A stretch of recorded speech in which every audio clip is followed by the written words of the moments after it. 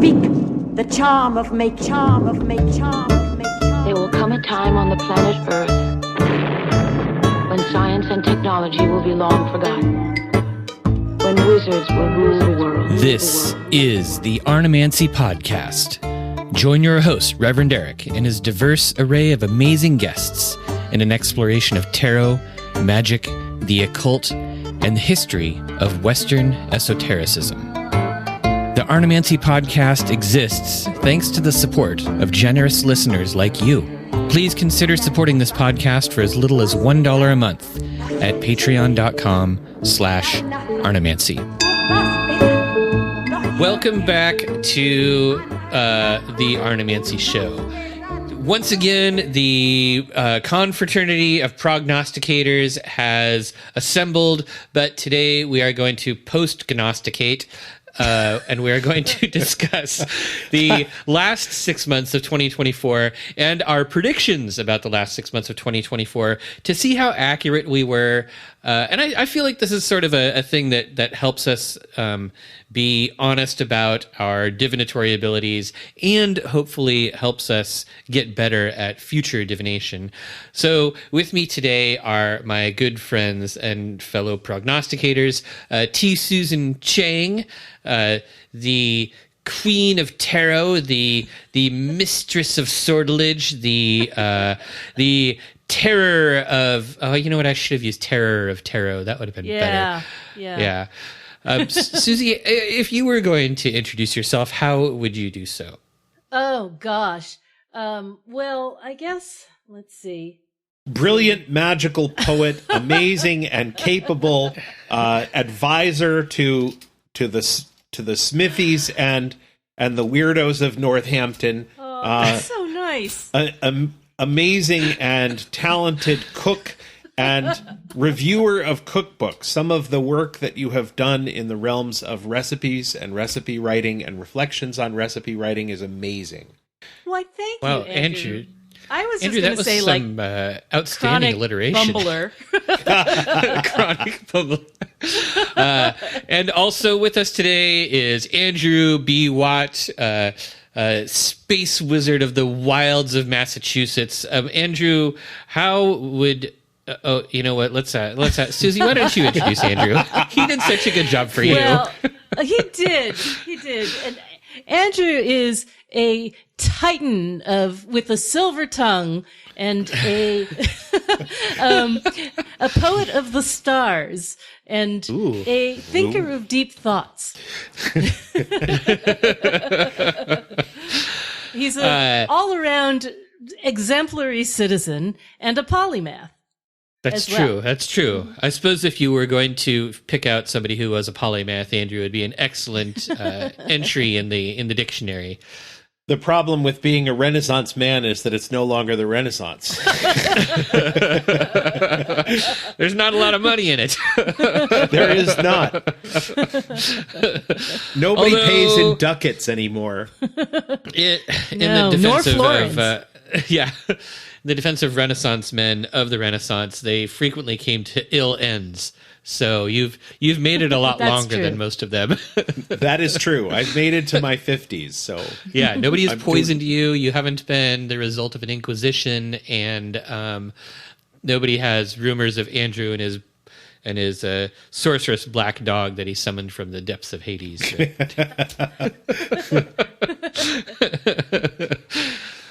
All right, so let's get into it. So what we're going to do today is we're going to look at Susie's spreadsheet of our predictions for the last half of 2024, which has a column about actual news headlines and happenings in the last half of 2024, so we can see how our predictions lined up.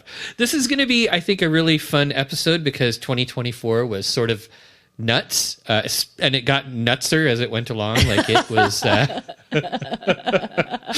it was a very busy year where things went off the rails and in many different directions. Yeah, I'm very impressed by our ability as a whole to just continue making things crazier collectively, and So we're going to kind of take a look at that, and so let's get into. We're going to start with the July of 2024. our Which politics is weird. went crazy. Yes, sir. Yeah, it's weird because like I had drawn the Six of Swords both in June and July. So, it was hard pressed to predict differently for those 2 months. I think for June, I had said like immigrants and refugees and airy disasters and rivers. And then in July, I had said like technology is the answer or AI, but also see above. So, but that, of course, July was the month when U.S. politics just went completely bonkers. Right. Yeah. We saw stuff that never happens in U.S. politics. The incredibly depressing and shocking presidential debate between Biden and Trump, where like Biden steps on stage and immediately you're sort of like, oh no, is this a George Romero movie? Yeah. I mean, I kind of think some of I think Andrew kind of hit it on the head with this month, where he talked about pressure from women and lobbying organizations and sort of like women having a lot of pressure in politics. I think sort of like Kamala Harris sort of stepping forward and pushing Biden out is something that Andrew kind of got right with his absolutely predictions. did. Yeah, that was all the news. And I think that we did see some technological, issues arising, which is pretty typical for Six of Swords. There were power outages in the Midwest. CrowdStrike caused a huge, all those tech outages that we had. That was a crazy one. I pay attention to InfoSec stuff online a lot, and it was. I had never seen so many people just aghast at the failure of an IT security company. Like they basically issued an update that caused Windows machines to just be useless. Yeah. like everywhere, insane. Every single one. It affected. I don't know how many computers, but it was like a staggering number. And just seeing that and knowing that CrowdStrike is still in business, like I can't understand how that even works. Like they should be completely gone. You fail that badly, there should be punishments for some of these companies. If you screw these kinds of things up, we're not going to let you do business anymore. We should make sure that we elect a government that's really, really hard on tech, that like draws a line, doesn't take any money from tech, doesn't listen to. Luck. Yeah. I did see something today that pointed out that if you are a Supreme Court justice, if you're a senator, for the most part, if you're a member of Congress, you don't have to worry about technology at all. Like, of course not. Yeah. The technology when I worked on Capitol Hill in the early 90s was all 30 or 40 years old. Oh, they have staff to do that stuff. They have staff to do that. So you don't, if you're in those roles, you don't have to worry about technology screwing up your life because you work for an organization that will make sure that your technology is secure pretty much all the time. And you will be given very clear directives about what you are allowed to do online and what you are not allowed to do online for the safety of the country. And you will follow those directives pretty clearly. You don't need to use Uber because you're going to be traveling around by private car most of the time and you're going to have a hired driver.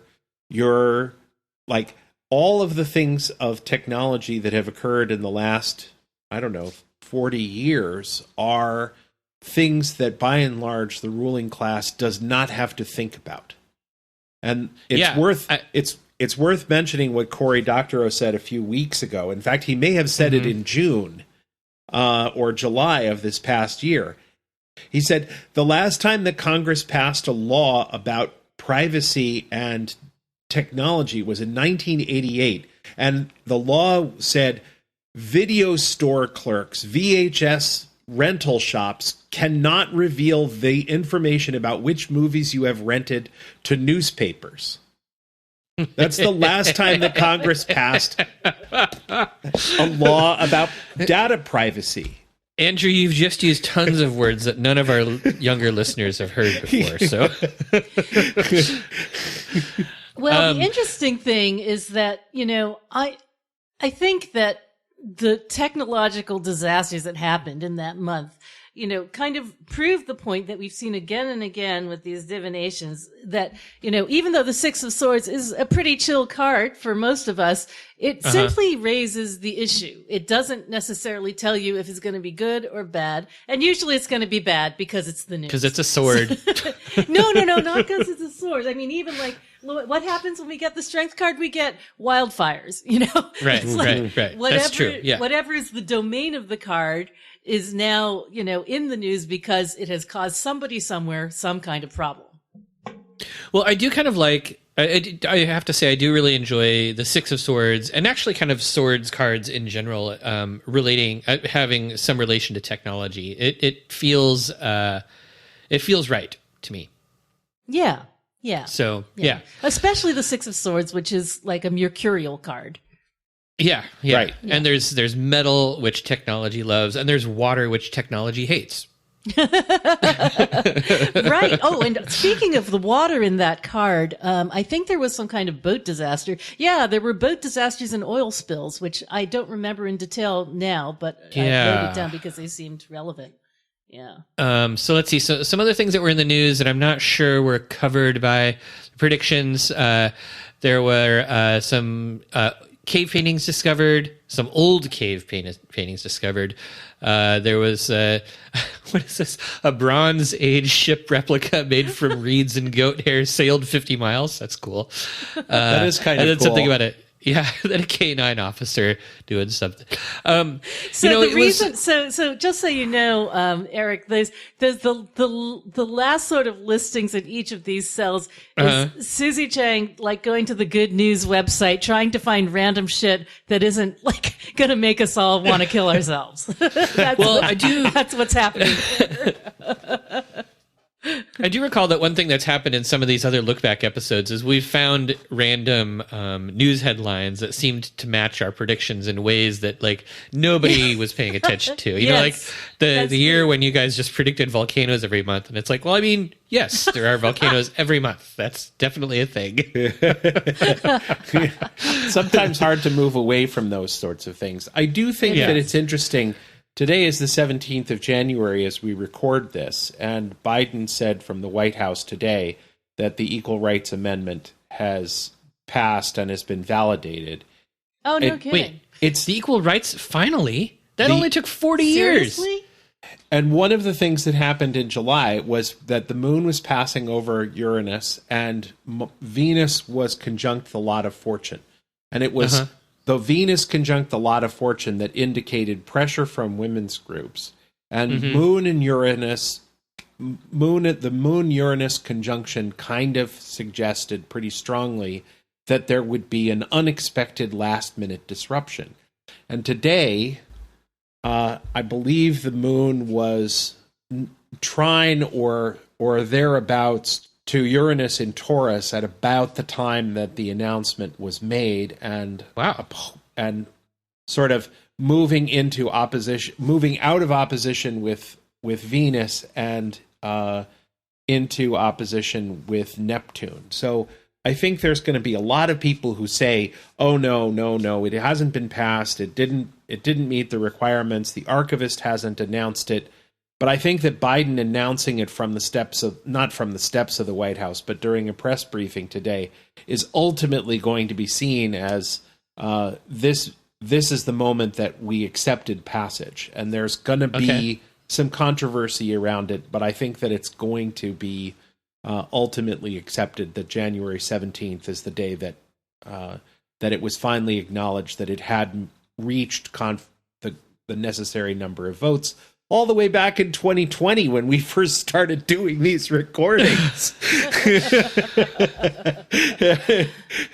We're going on to August. August was a month where we've got two hugely important women in the news, Taylor Swift and Kamala Harris. Well, that totally makes sense given that you drew the Two of Swords, which has one of my favorite women in tarot on it. Yes. Plus it's, it has a lot of that strong, women in the law energy to it because of its relationship to the moon and Libra, right? Right. So ties right back into issues of justice. Not to mention that Kamala Harris is herself a Libra, though she comes in, I think, Decan 3. But yeah. Yeah, the Justice Libra issues, I predicted, reproductive rights again, conversations around education, school boards, book banning. So reproductive rights absolutely kind of came front and center because of Kamala, joining the race. Yeah, and she also, everything happened so fast in August. I mean, it was just I know. August was a rush. Remember? It was like she was chosen, and then almost immediately she chose Tim Walz as her VP. So, that to me is a very Two of Swords things to do. It's like, here's my number 2, right? Literally. It felt like there was so much enthusiasm and excitement and positivity in August. Like, people were really looking forward to what was happening. There was sort of this feeling of like, oh, there's exciting change going on. Yeah, I feel like we thought we could actually pull it out. But it was at the same time. I feel like the Democratic. Okay. I'm not going to get into the politics of it. But I literally said to my husband, "Hey, maybe we'll lose by less."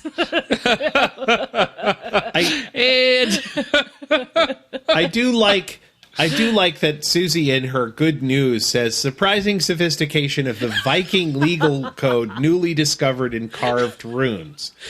And I have no idea what was in that story, but I just recently learned. Doesn't it make you want to read that? It does. But I just recently learned about something that's in Anglo-Saxon legal codes. And if a dog bites you, you can sue the dog's owner for damages, right? This is going on the bingo card. But if a person's cat bites you, it's your own damn fault. Andy, someday you have to do a podcast on why you know the things you know. The kids in my school used to say, okay, Mr. Watt, there's no way that you can connect idea X and idea Y in less than 5 steps. And and I don't recall an occasion when I lost. All right, August. So Andrew, your predictions in August seem to be mostly related to money-related things. Yes, and part of that was that Aries is a really unstable sign, and Libra is a very, well, I shouldn't say very stable sign, but it is, in fact, a very balanced sign. So Aries just sort of wants to watch the world burn, and Libra says, no, let's actually think about this. Let's weigh our options and slow down. And find the best way to burn it. Yeah. Yes, exactly. Find the most profitable way to burn it. So I was sort of looking at that from the perspective of the nodal axis was changed this year on January 11th, just a few days ago.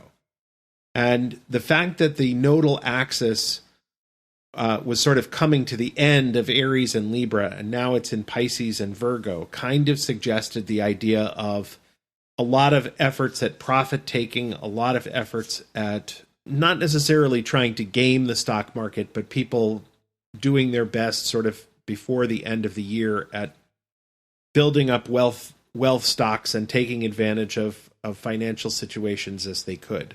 And I think that the markets kind of reflected that when we look at numbers on the stock market. I don't remember the specifics of this chart from August, but as I recall, there was a lot of stuff in the private realm rather than in the public realms of politics.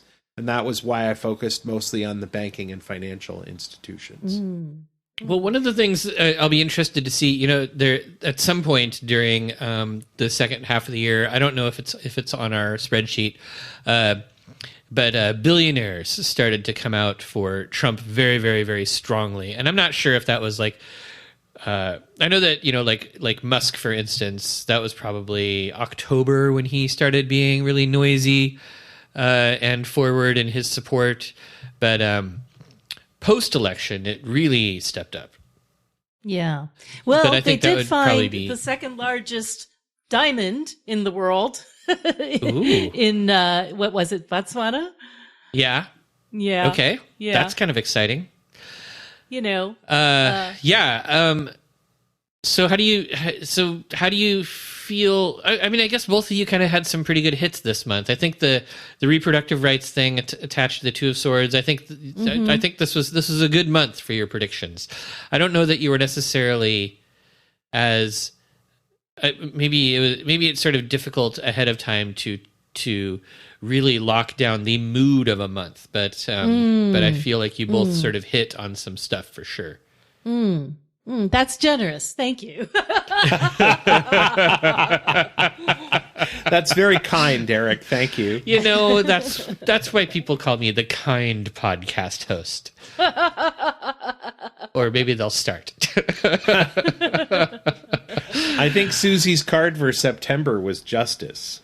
Yes. Yeah. Okay, Yes. September.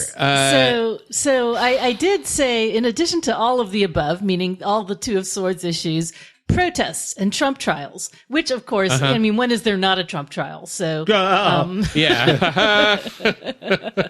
but the big thing that happened in the U.S. anyway was the Harris-Trump debate, which to me was a very justice-oriented event. Elsewhere, however, I can't say that there was much justice in evidence. I guess this was, again, one of those cases where justice was, the subject as opposed to the content. The problem was lack of justice.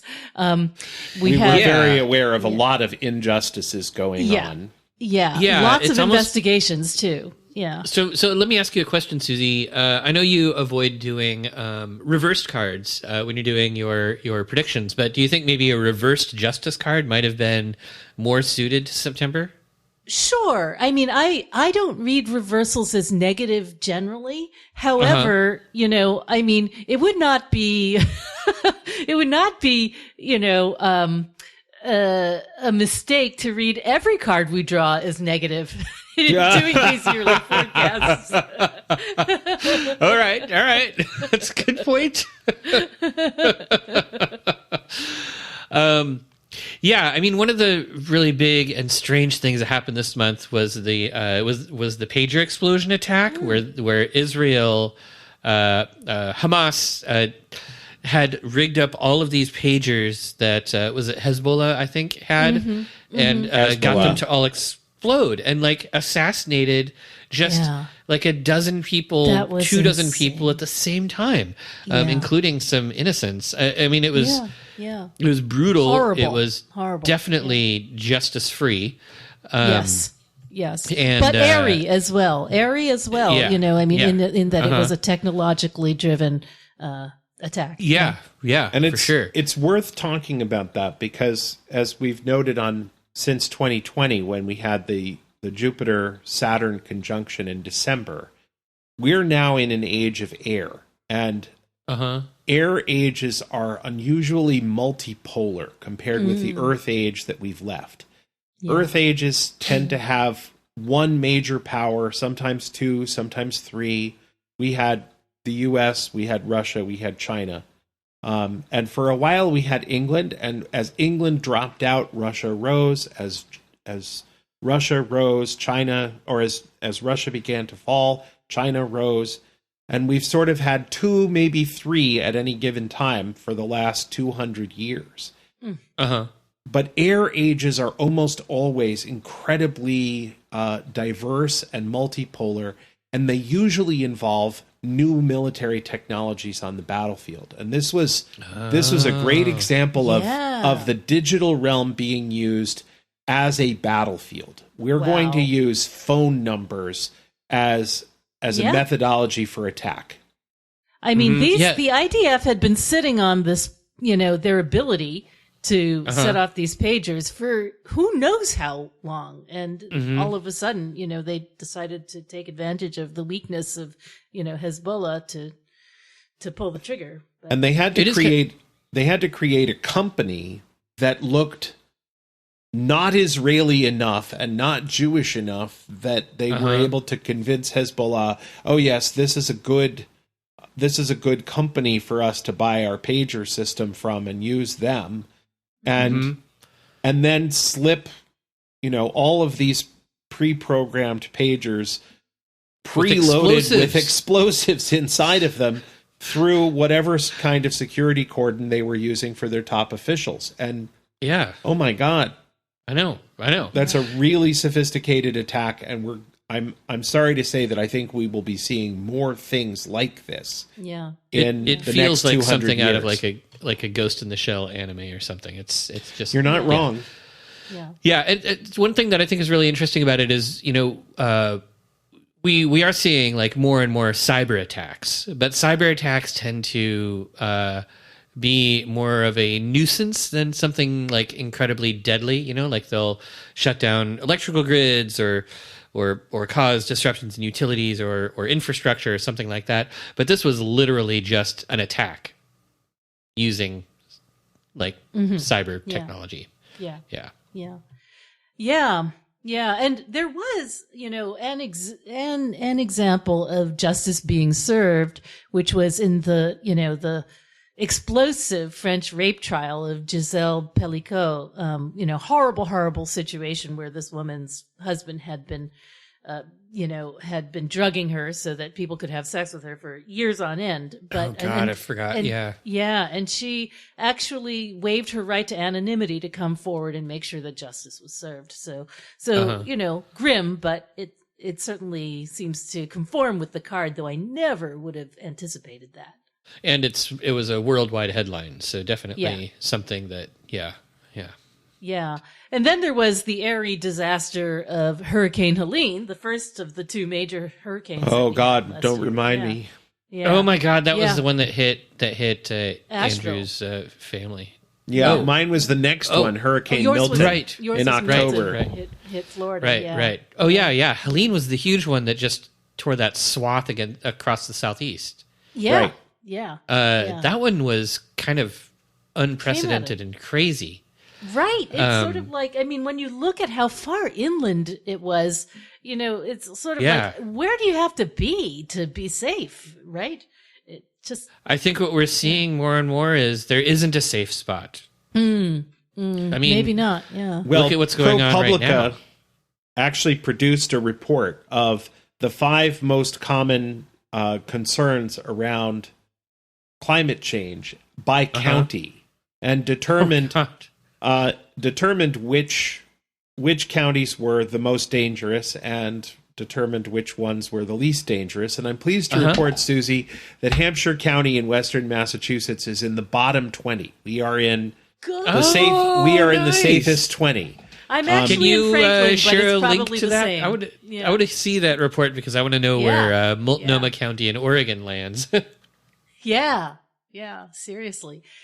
That's we can't be nice. that safe. We're constantly being told that any minute now there's going to be some sort of massive earthquake that will reduce the earth to jelly and cause all of our buildings to collapse and cause us all to be without food and water and power and resort to cannibalism and tribal warfare and such. Cheery as ever. Cheery. Any minute now. Just what we need. Oh, and also, justice is the card. Timing-wise, it is the card of September. So that's just tarot being Dr. Obvious here. Yeah.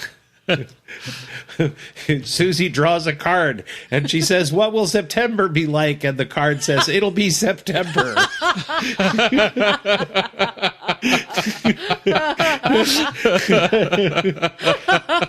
It really is like that. Like I got the Fool on April Fool's Day, and I was like, "Really? Is that all you have to say?" So, Andrew, is there anything else that you want to say about your predictions for September? I noted the September 18th lunar eclipse, and as I recall, I'd have to look at this. I think that I specifically identified it as an eclipse that affected primarily NATO, that it affected the East U.S., it affected parts of Canada, but mostly it was visible over Europe. And I do think, like, an eclipse like this takes some time to clear the calendar. That was in September. It's not really going to be fully resolved for another year and a half, as I recall. Okay, so we're probably looking at stuff like around December-ish or next February. Yeah, I think that's reasonable, and that kind of suggests that, first of all, that the American presidency and Congress are going to have something to say about how the U.S. participates in NATO, but it also says something about how Europe as a whole should be thinking about how to participate in NATO. Because, I think I'll leave it there. It's definitely worth thinking about how this plays out over the long haul. In miscellaneous news, probably the most exciting thing was the previously unknown Mozart song, I would say, that was discovered in a German library. I didn't know about that until reading this spreadsheet, and now I really want to go see that song, and maybe I'll play it a little bit. Yeah, and you heard about the John Bon Jovi news that month, where John Bon Jovi was a hero. Well, didn't everybody know that John Bon Jovi was a hero? Yeah, I guess everybody did. I honestly had not thought about John Bon Jovi in 30 years. Same here. I did see Young Guns recently, and so I thought about him then. Ah, yes, the Western. Yeah, he did the theme song for it. Okay, then let's move on to October. It was. Yeah. There was a lot more war. There was war. There were wildfires. We had a good SpaceX Starship launch. There were elections in some places, and there was E. coli in the news. Susie, you drew the Ace of Wands for that month? Ace of Wands, and I said, October surprise, virus news, excess of energy, runs very hot. And that was pretty vague on my part, but I do think that a rocket launch could be characterized as runs very hot and excess of energy. Well, I think you also predicted a virus news, and there was E. coli. And there was E. coli, yeah. That was, if I'm not mistaken, that's when the avian flu problem started to arise. Yeah. Started to rear its ugly head. That could be. First, it was hard to get chicken, and then it was hard to get eggs, and now eggs are so friggin' expensive. They're so expensive. We're just waiting for our whatchamacallit chickens to start up again. Got another 4 weeks, I think. I live in the country, and local egg prices are easy to come by. But eggs chickens do stop laying eggs at some point during the year, don't they? They do. Yeah, they do. They're stopping now. Yeah. Oh. Yeah. Mm-hmm. But local eggs have been relatively easy to come by. But we go down into Northampton and Springfield for eggs, and there's nothing. It's not good. I went to there's a co-op that just moved into a space right next to my post office, and so today I went into that co-op, and the local farmers' eggs were same price as supermarket eggs. So I was like, heck yeah, I'm getting those. Yeah. Susie, do you remember in October what the plant was that's mentioned in the Bible that they found a seed of in the cave? No, I don't. That's fascinating, though, right? There was Silphium news some point last year. There was Silphium news, yes. When was that? They found the plant growing in Cyrenaica exactly where it's supposed to be, but wow. Yeah. Hold on, let me find out what month that was, because I feel like that's That wasn't until December. Okay, so we'll see. Hopefully, I don't know if that's in the spreadsheet for December, but I'll go check right now. I'm adding Sylphium to the list here. It absolutely should be on the list because that's a worthwhile thing to know about. Okay, I added it to the list. But in October, so there was a tree grown from 1,000-year-old seed. Okay, that's pretty cool. So October was Hurricane Milton. Yes, and Hurricane Milton. Yeah, that's the one that really messed with Andrew. Yeah, it landed about a mile and a half north of where my parents' condo was, except that my parents had just given me their condo because, being in their 80s plus, they could no longer manage the place, and they said, "Here, we'll just give it to you now, and you can manage it on our behalf." And oh my God! Thanks, Mom and Dad. With That's gifts so cool. like these. Yeah. So I became the owner in March, and by October, the carpet's been ripped up, the drywall is in the process of being ripped off, 80% of the furniture has been thrown away, and there may be mold. So speaking of old ruined things given to you by parents, I have a parallel story. Over Christmas, so I had asked for a rice cooker for Christmas, and so under the tree there's a really big box. I was like, "Oh, cool! I wonder if this is a rice cooker." So I opened it up, and it was something that was sort of clattering around in there. And next to it was a can of Pam, and I opened it up, and it was something that might be a rice cooker, but it's from like the 70s. It's like this ancient thing. And my dad is like, "Well, you said you wanted a rice cooker. I found it in a box. We aren't using it anymore." And my mom's like, "You have to spray it with Pam or the rice won't come out." And I'm like, "Are you kidding?" I mean, a rice cooker is like $18, Well, I took the Pam and I left that thing with them. I have the rice cooker that my parents bought and brought back from Japan in 1963. Yeah. And that thing will never die. No, they know how to make their rice cookers there. Yeah. Well, I did get a rice cooker, and so far it has saved me a small amount of effort, but I wasn't having a problem cooking rice on the stove already, so I'm not really sure. I'm still not really sure what the really big deal is, but maybe over time I will. Well, the deal is really like if you make rice every single night, it's nice to not have to think about it. That's true. That would be a lot of rice, though. Yeah. I mean, I usually make rice and then I microwave rice. Yeah. Okay, sorry. Back to October. Did we mention Hurricane wildfires? We did. Yeah, so Ace of Wands, wildfires. So here's a question that I have for you, Susie. Getting that Ace of Wands and then seeing like the level of destruction caused by Hurricane Milton.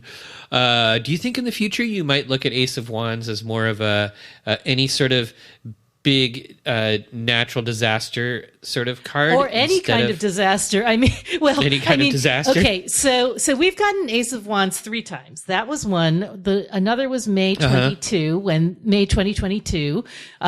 there were all these school walkouts protesting gun violence, and there was the siege of Mariupol. There was a monkeypox outbreak, and then Jesus the Christ, other one that sounds like a rotten month. Yeah, well, the other one was January of 2021, and you remember what happened then. That's that's January 6th, right? So, right.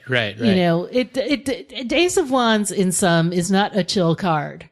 No, yeah. So Ace of Wands, beware the Ace of Wands. I'm sure. Beware the Ace of Wands. And I think we should have a good way to say that in Latin.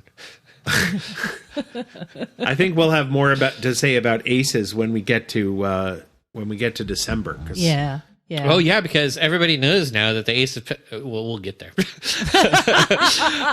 right, so Andrew, let's talk about your predictions that month. This is for October.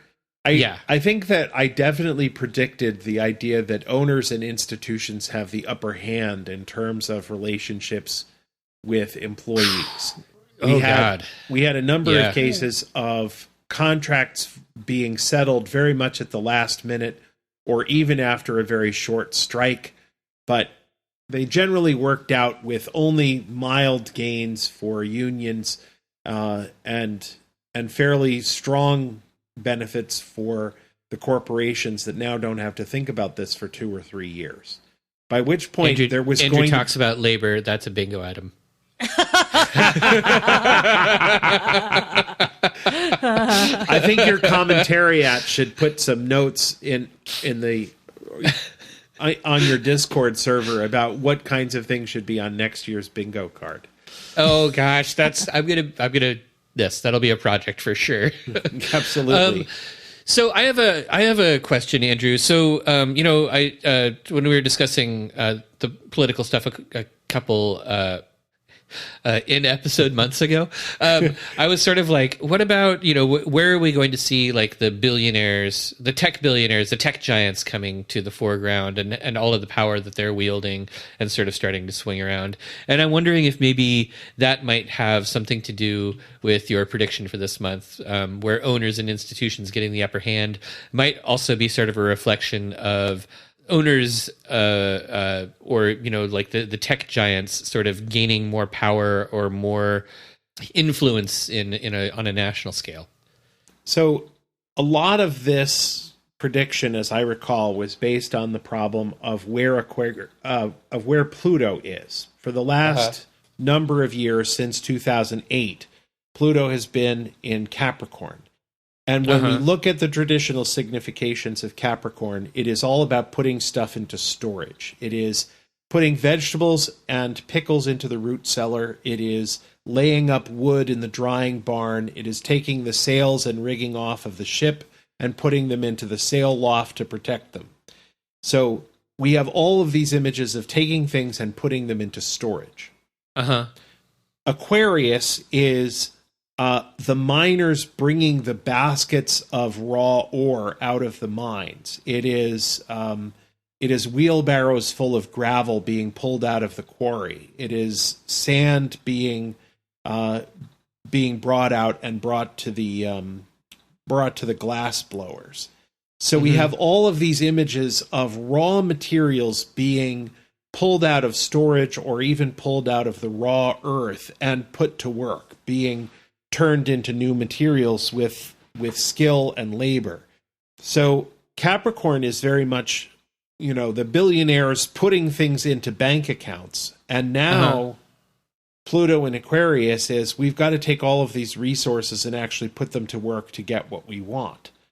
I read a book, I've forgotten the name of the author, Andrew Wilsby or something like that, called Never Enough. And it is the memoir of a billionaire up in Canada who realized shortly after earning $1 billion that it was essentially meaningless, that he could have anything that he wanted and set himself up and his children up in states of tremendous comfort and ease for a few tens of millions of dollars, hundreds of millions of dollars, and that he would still never be able to spend what was left over.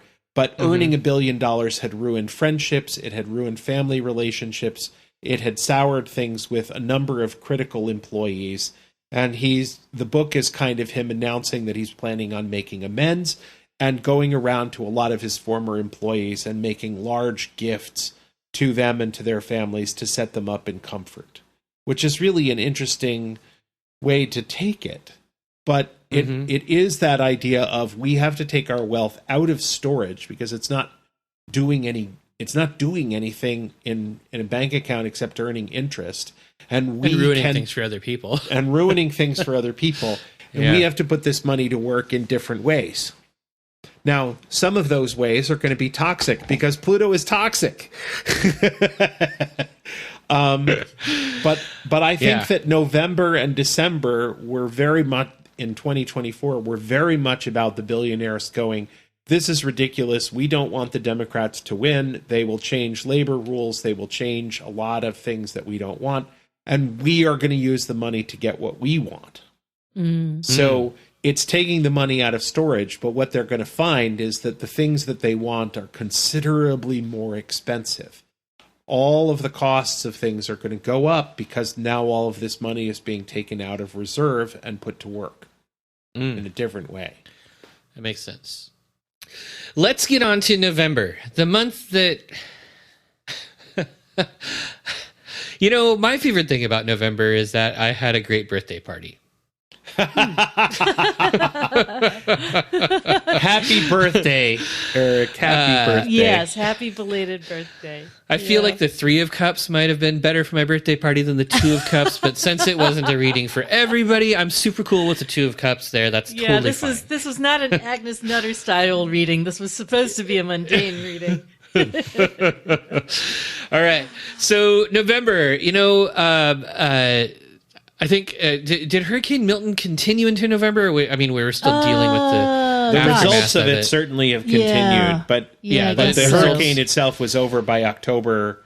Well, it was over by October 10th or 11th. It had swept over Central Florida and was out into the Atlantic. Yeah. I did love that the Onion acquired InfoWars. Yeah, although I believe that got undone recently, but it was I think it did. Such a delightful thing to make the headlines in November, because November was a dark month. It was. It really was. The shift, right? Like, you know, it's funny. Like we talk about this stuff. Like every one of our listeners shares our political views and our political leanings. But I think that what we saw in this election is that they probably don't. It turns out that there's been a shift happening in American politics and American thought in general that I don't necessarily understand anymore. And I honestly, even on the Democratic side, I've been finding myself more and more shocked and bewildered, and I kind of, you know, it has been weird election. Confusing. Yeah. I pretty strongly suggested that I thought that the double eclipse cycle that we had between 2017 and 2024 meant that we were going to see a significant change in the way that politics worked in Texas. And you've been talking about that. You've mentioned that a number of times over the last couple of years. And I'm sad to say that it didn't happen at all the way that I thought it was going to happen, because of course what happens when you have a one-party state. Yeah. And it doesn't really matter whether you're talking about Massachusetts or Texas, which, you know, Massachusetts has a tendency to lean pretty far left or pretty far back, as Susie is demonstrating right now. And Texas has a tendency to lean pretty far right. And the result is that anyone who represents the quote unquote other party can't really make deep inroads into that community.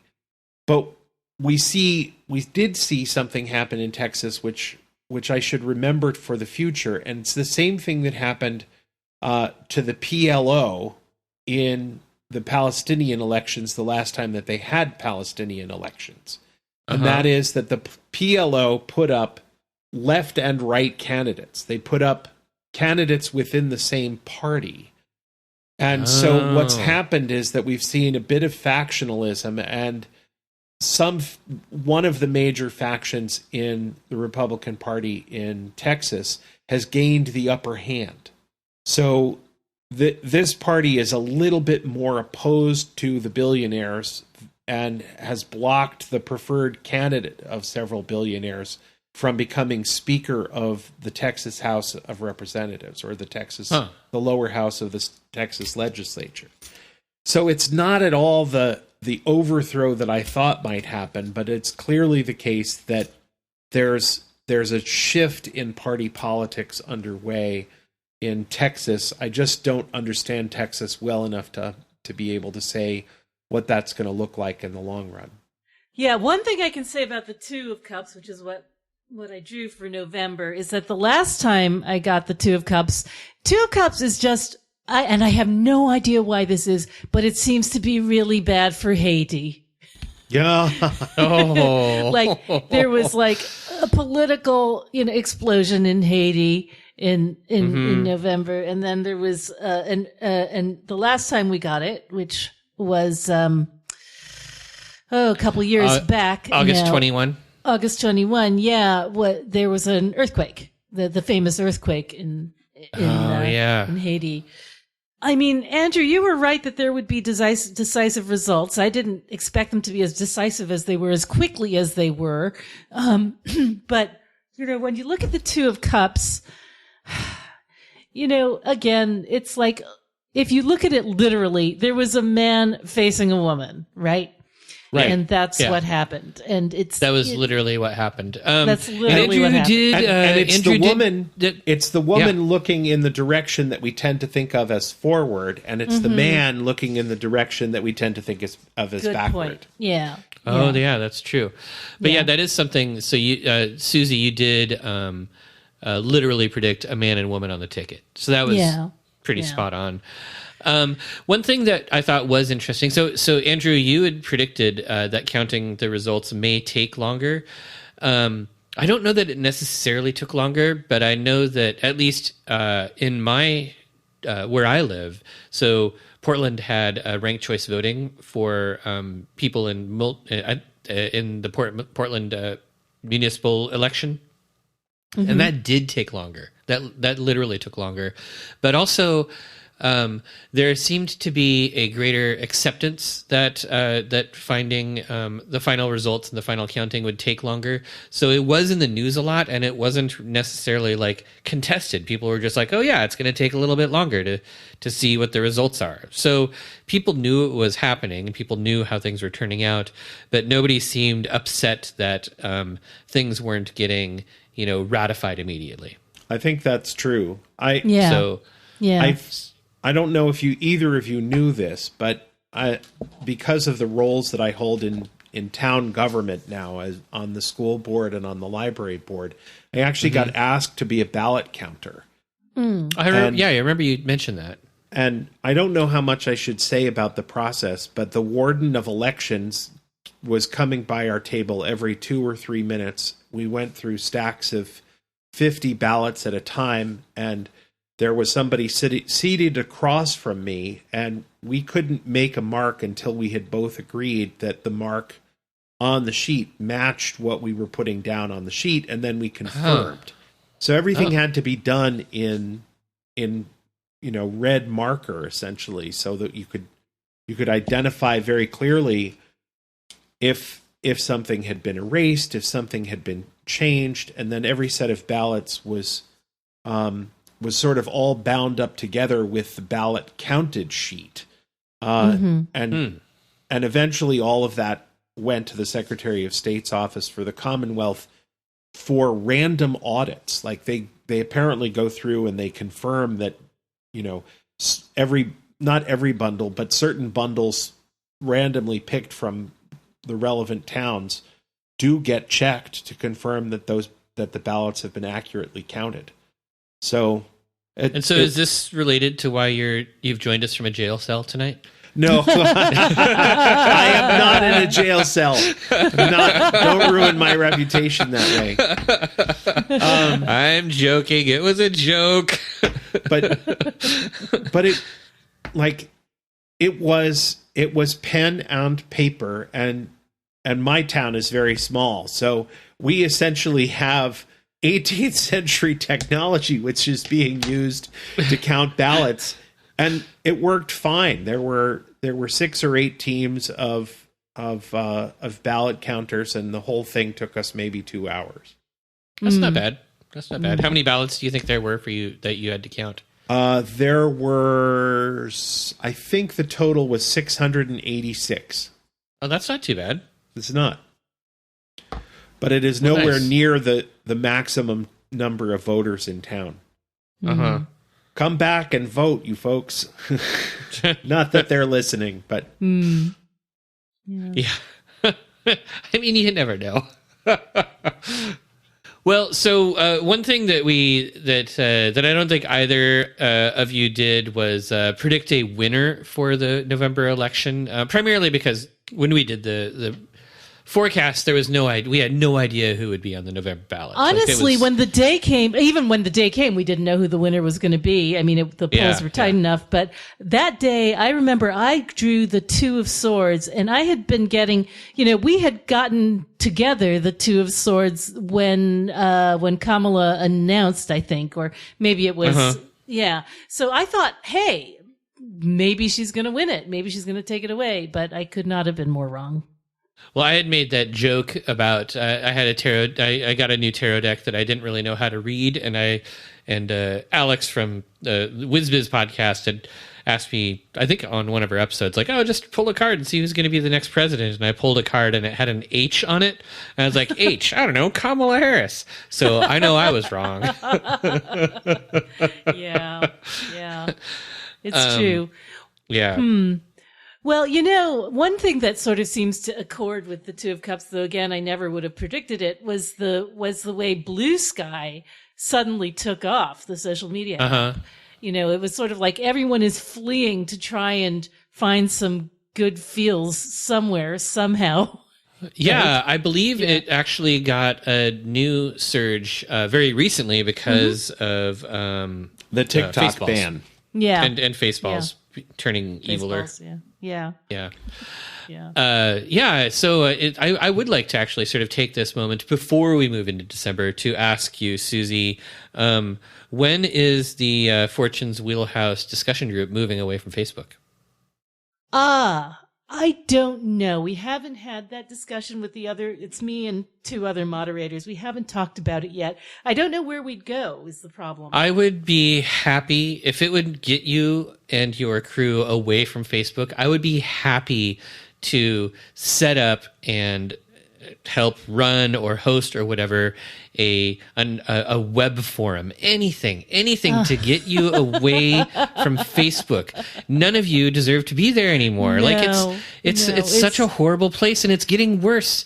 And why are you? Most of us literally don't look at Facebook except for the group. You're still looking at Facebook.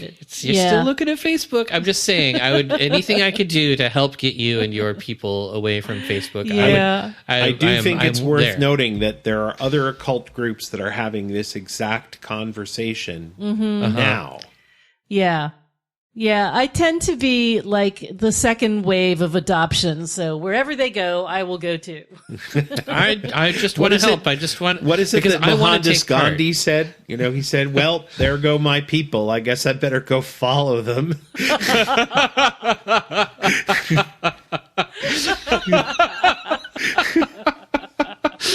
Well, I'm bringing this up because when Susie did invite me to join the Fortune's Wheelhouse discussion group, I was like, cool, that sounds great. And she's like, it's on Facebook. I'm like, I don't use Facebook anymore. And this was years ago, yeah. This was a few years ago, and I have really missed it. I hear people talk about it, and I hear it mentioned a lot, and I'm like, man, I can't, I'm not doing it. I'm not going to Facebook.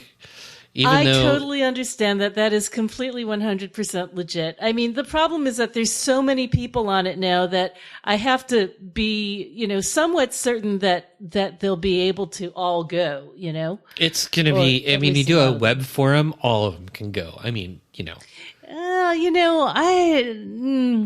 we'll see. I mean, we just need to it's just that people don't all go to forums, I mean, we have almost 2,000 members, and anytime you make a move, you're gonna lose. We would have people. A huge drop off. Yeah, it might not be as big as you think, though.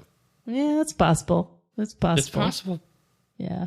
Okay. All right. Enough of the peer pressure, or whatever that was. Let's. I want to give both of you props on November. Both of you had, I think, some really good hits. I think The Man and the Woman on the Ticket was a really amazing hit, Susie. Thank you. Andrew, I think you did a really good job both predicting the decisive results and that counting the results would take a little longer. I think that those were both really spot-on hits. So well done. Thank you. And now I think we should move into December, which is the month in which silphium was rediscovered. And I want to ask both of you, how did your predictions for December predict that silphium was going to be rediscovered? given Ace of Pentacles, I guess. Ace of Pentacles. So, Susie, have we had the Ace of Pentacles come up before? We have twice before, as a matter of fact, and I will enter it into my handy dandy look up tool. It looks here. like February 24. Yep. So the first time was March 2023, which was when ChatGPT-4 was released, and there were Canadian wildfires, none of which seems particularly ace of pentacular to me. The next one was February 2024, when Alexei Navalny died, but a Stone Age megastructure was revealed in Germany. And here's a big pentacle. Trump was ordered to pay $354 million in civil fraud, and the Nikkei index broke its record. So okay, so those are some giant pentacles, almost as big as Silphium being rediscovered.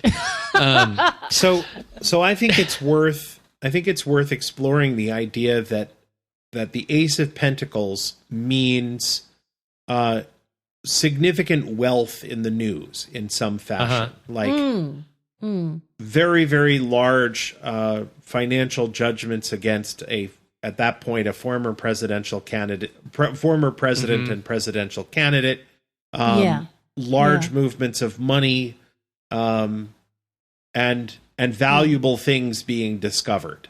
Yeah. I believe that in December, that is sort of the month when we really started to see all of the big tech bros and stuff start to throw their money behind Trump as well. So and really celebrate their win by December.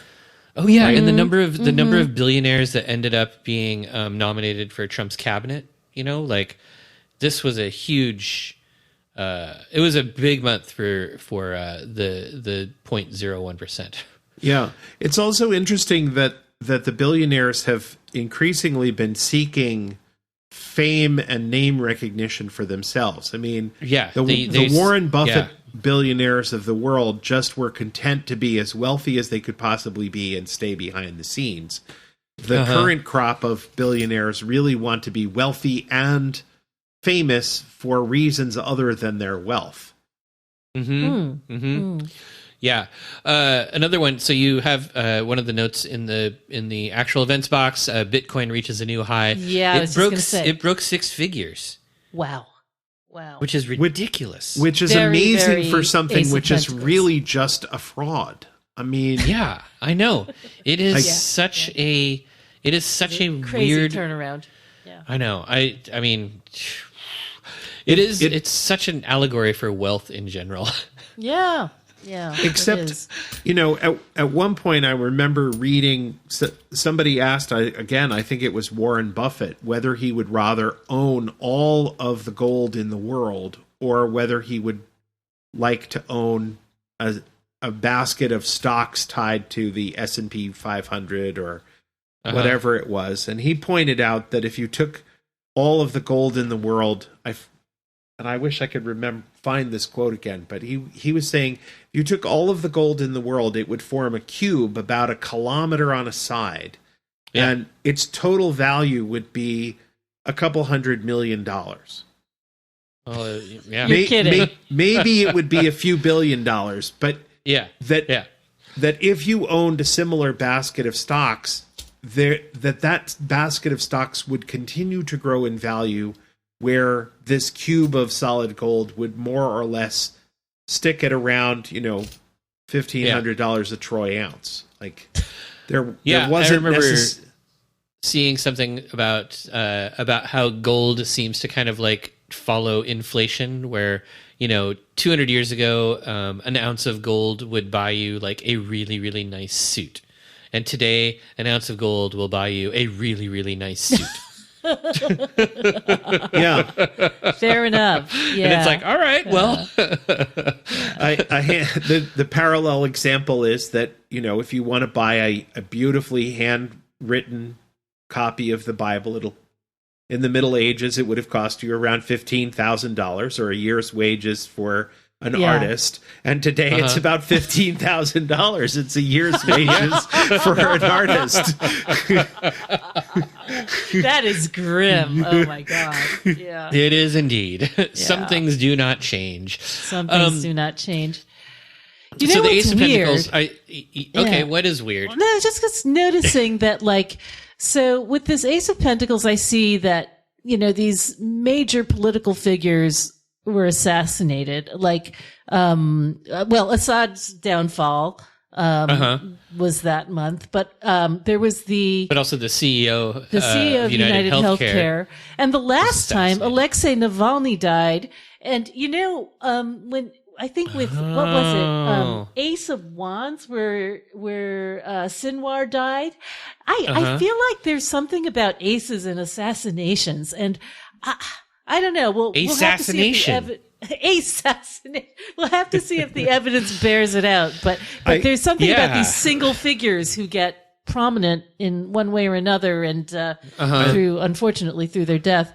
But I like it, but it's also the idea of the single figure that comes out of nowhere. Yeah. Yeah. Right? Because who was thinking about the CEO of United Healthcare, for instance? Well, exactly. And the other thing is that particular assassination strikes me as a very Pentacles one, because that was the motivation behind it, right? Like the oppression of everybody financially by the healthcare, our very broken healthcare system. So, you know, that seems like that's a connection. And the public response you also mentioned in the actual events thing, but that was kind of amazing and very, I don't know if grassroots new possibilities is the right word. For the working class was my prediction, and yes. I'm not. Yes, I mean, that's what it felt like. Yeah, I mean, I think it's worth noting that we have made very strong inroads in this country since whatever year the Columbine shooting was, to avoid mentioning the name of shooters, to avoid drawing very much attention to shooters. But shooters in schools, like, we know that those guys are not heroes. We know that those gals are not heroes. On the other hand, here's the alleged shooter in the case of the CEO, and nobody knows the CEO's name, but everybody knows who the alleged shooter is. Yeah. he's an instant folk hero. He's an instant folk hero. And it means that the possibilities for random violence being directed towards other targets than schools is suddenly a real possibility. And that is scary. It is scary. Yeah. Because the people that we're talking about have the money and they have the power to turn themselves into very difficult targets. But that means that there's a whole lot of soft targets underneath them.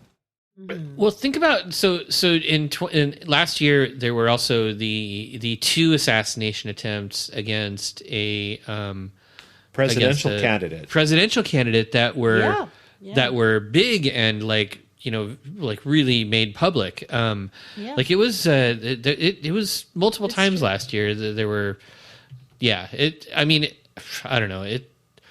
Well, I was saying before we started recording, things have gotten a lot more serious and a lot weirder, a lot faster lately. The card we drew for the year was justice, and again, that's like justice is an issue, and I think all of these, assassins were in their own way motivated by justice, perhaps in a warped, twisted, and perverted way, but it was by what they, I think, justice simply, as I said, raises the topic. It doesn't say that there is justice, simply that it's really on people's minds. And I think that's certainly true given what we've seen all year. So, Andrew, your prediction, so you were talking about like new possibilities for the working class. One of the things that I didn't expect these possibilities, but right. Susie, I want to mention I want to talk some more about the Ace of Pentacles, because one of the things that you have in the events, one of the extra news headlines was the family ready to sell 1,000 Christmas trees planted a decade ago. And I feel like Christmas trees are very Ace of Pentacles. Very, very, very. You know, they Ace come out of the Pentacles, earth. yeah. They definitely have sort of a pentacle feel to them. Yeah. So that, along with the Sylphium, I feel are also very Ace of Pentacles. Oh, and I also events. think the finding all of the artifacts and statues under Notre Dame is very Ace of Pentacles as well. Yeah, for sure. Yeah. So it's interesting, you know, like drawing the connections we have with the aces, I think is kind of interesting, but also the pentacles, the earth nature of that card, I think was well represented in the news. Well, yes, also, and there's a certain, like, because it's the Ace of Pentacles from the Rider-Waite-Smith deck, I have to say there's a bit of a Christian flavor to that pentacle, you know. Oh, there is, yeah. Right, you know, with the Notre Dame thing and also with the Christmas trees. There's just you can't get away from it. That's you know, because those pentacles were originally just coins, and they didn't have the upright pentagram on them, which we associate with Christmas, and it just seems to have acquired a little bit of a Christian halo. Do we associate the upright pentagram with Christmas? I think. Oh shit! On top of the Christmas tree. God, I didn't even. Yes. I did not make that connection. I am Let's sorry. say it all together. 1 point over 4 points is spirit over matter. Inverse That's pentagram, true. You 4 know, points over 1 points is matter over spirit. Right. Yes. I'm All not a together Christian. now. I don't think about these things in that sort of sense. Typically, it took me a little bit to get there. The other question I have is actually back in November that I meant to ask you about when we were talking about November, but I forgot. So in November, you sort of made a big deal about an opposition between Venus and Jupiter, and I'm kind of wondering if that has a feeling similar to Susie's man and woman on the ticket call, where I do think it has that kind of energy, and it's sort of a great example of the astrologer can be wrong quite easily, but the astrology is usually correct. Exactly right. Same with tarot. The cards are always right. The reader. So yeah, Because- so in that chart we had Jupiter in Gemini and Venus in Sagittarius. Wait, are those opposite each other? Yes, they are. They are. Yes. Okay, I had to picture it in my head. And it's worth noting that Sagittarius is both big picture thinking and generosity, and because it's a Jupiter ruled sign, has a tendency to be a big picture thinker and to sort of pull together all of the possibilities. And if I had to characterize Sagittarius in any particular way, it is the old storyteller by the fire as the coals are burning red and dim. So it's But ghost with stories. Venus there. It's ghost stories. It is potentially horror stories. It is telling the stories of the tribe. And if we think about Venus in that kind of environment, the kinds of stories that are going to arise in that kind of environment are the kinds of stories that the Democrats were telling. Like they were telling stories about, you know, this is going to be bad for America. This is going to be we're summoning the ghosts of the past. We're summoning up the ghosts of the 1930s to issue all sorts of warnings about what might be coming in the future. And we're going to tell some of the stories of things that go bump in the night. Yeah. Whereas Gemini is very much on the one hand and on the other hand, and you've got big-hearted Jupiter standing in the midst of this saying, I'm fighting a losing game, because Jupiter hates being in Gemini. Mm-hmm. Yeah. So it's, yeah. So we had Trump saying, I don't really want to be on the campaign trail, but I'm being politically persecuted. My cabinet and staff seem to be totally on board with Project 2025, but I'm not really on board with all of that stuff. And you shouldn't believe anything that the Democrats say about Project 2025. Yeah. And so he was talking out of both sides of his mouth, or at least his party was talking out of both sides of his mouth. I think his message stayed Jupiterianly or jovially on track, single-minded, but facing a lot of threats to his mortality, challenges around his age. Mm-hmm. The thing about Jupiter in Gemini is that Jupiter is in detriment in Gemini, but he's also one of the triplicity rulers of air. So he has more dignity in an air sign than Venus has in a fire sign overall. I think that may be a way to sort of square the circle of us guessing that Harris was going to win, but the chart really suggesting pretty strongly that Trump was in a better position as the race neared its end. It'll be interesting to see how this affects future predictions, because I think that's a really interesting kind of retrospective on that particular reading. Are we a learning machine? Chart. Is the question. I think we are a learning machine. Well, we've taken away a few, now that we have, we've been doing this for 4 or 5 years, we've got a really good corpus of things. I think we are starting to notice more and more trends and stuff. I think that our predictions for 2026 are probably going to be better than ever.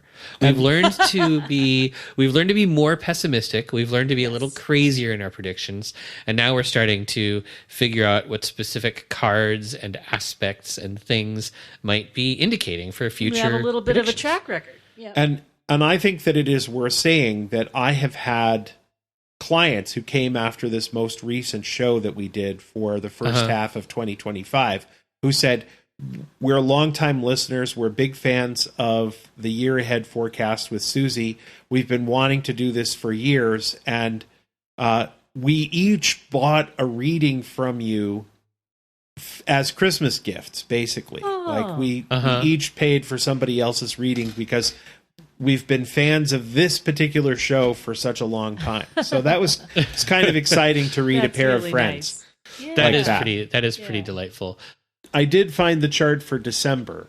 Oh, you did? Okay. Well, we're already going really long, but if you have any more insight into December, I am sort of curious to hear more about your interpretation of things looking very different as in the transition into the new year.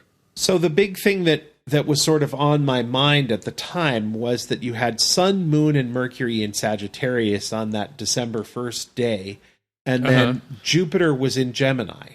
And it looks like the chart in question was between the 9th house and the 3rd house. So Jupiter has this very high level of dignity and is ruling by the whole chart, all three, Sun, Moon, and Mercury, by virtue of being the triplicity ruler and being in mutual reception with Mercury.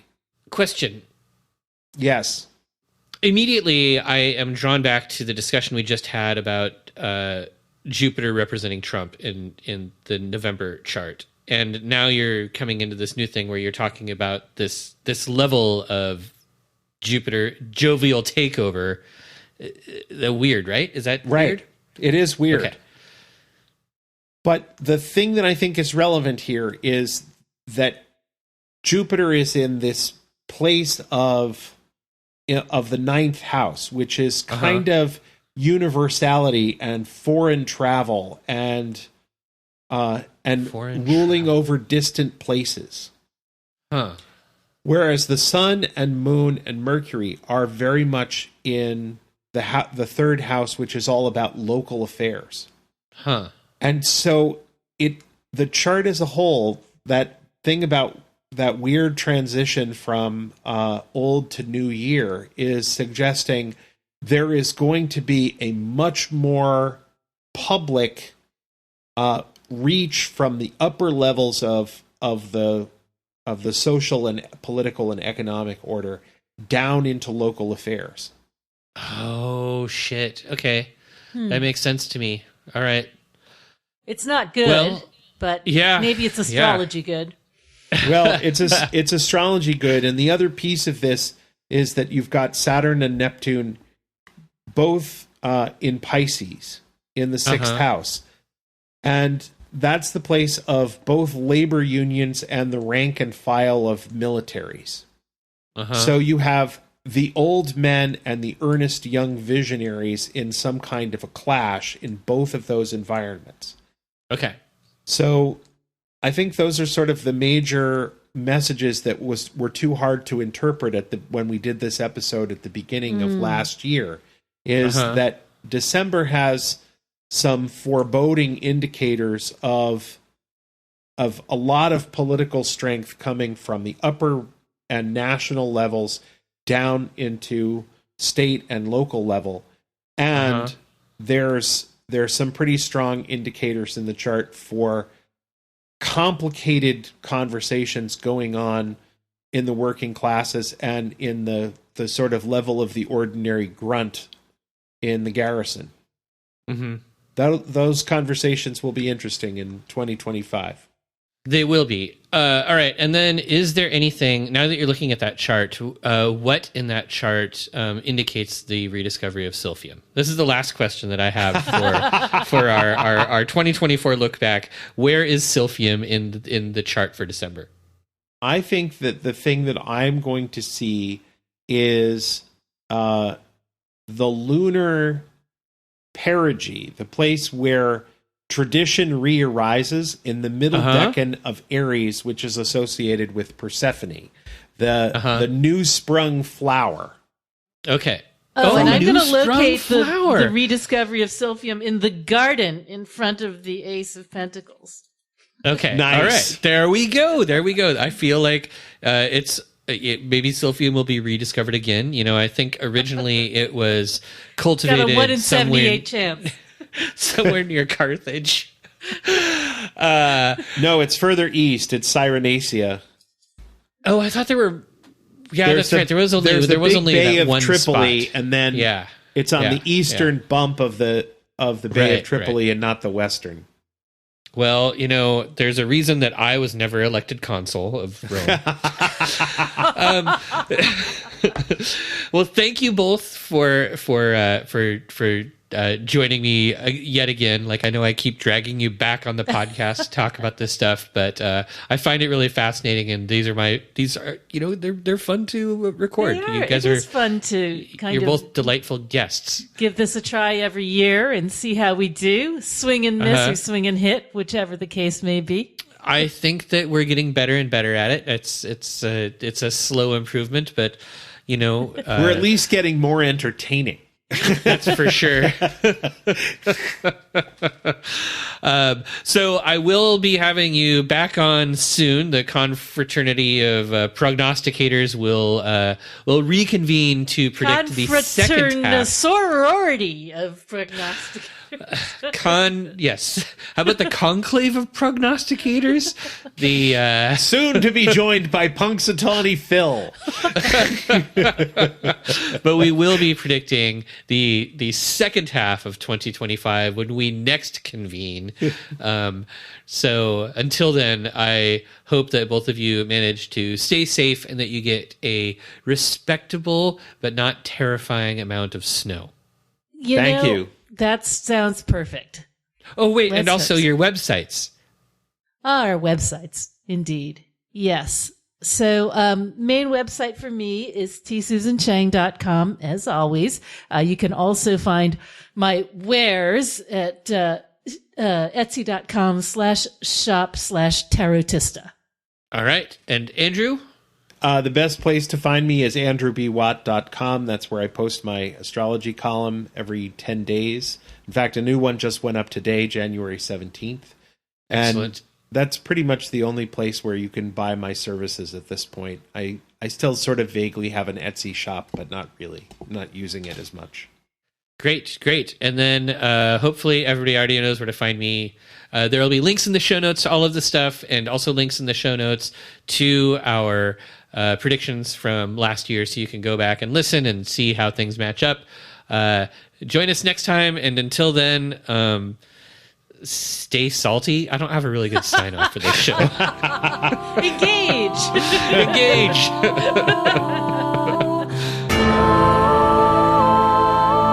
This has been another episode of the Arnemancy Podcast. Thank you for joining me. I have been your host, Reverend Eric. You can find Arnemancy online at arnemancy.com, and you can subscribe to this podcast anywhere podcasts are found. If you like what you hear, please consider supporting the Arnemancy Project for as little as $1 a month at patreon.com/arnemancy.